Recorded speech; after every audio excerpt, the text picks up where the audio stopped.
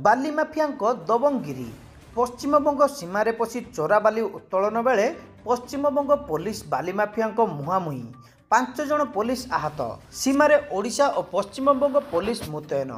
मिलिथिबा सूचना अनुसार बालेश्वर जिला जलेश्वर तहसिल अधीनस्थ सुवर्णरेखा नदी बाली उत्तोलन एवं माइंड सातर थिबारु एहार सुजोग नहीं बाली माफिया माने सक्रिय होई उठिचंती।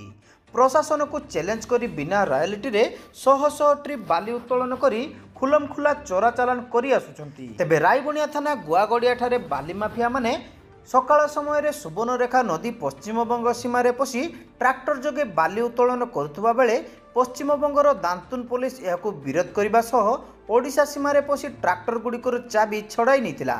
एथिरे बाली माफिया सहित ग्रामवासी माने उत्क्षिप्त होई पश्चिमबंग पुलिस को आक्रमण करथिले।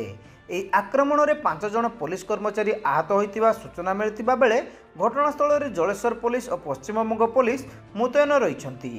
जलेश्वर एसडीपीओ दिलीप साहू दांतुन आईआईसी और एसडीपीओ घटनास्थल रे उपस्थित रही तदंत जारी रखिछंती।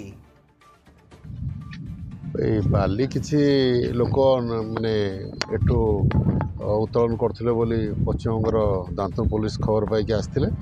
से गोड़ागोड़ी करिया समय से जो स्थानीय लोकों सहित से पश्चिमबंग पुलिस धस्ताधस्ती होता बोली जहाँ खबर आइला आम आसी पहुँचलु। से भाया बर्तमान स्थिति किसी ना आम कौन हो डिटेल इनक्वारी कलापर कौन हो डिटेल जीव सीमा तो से भाया किसी स्टाच्यूटरी सीमा एपर्यंत निर्धारण करा जाइनि।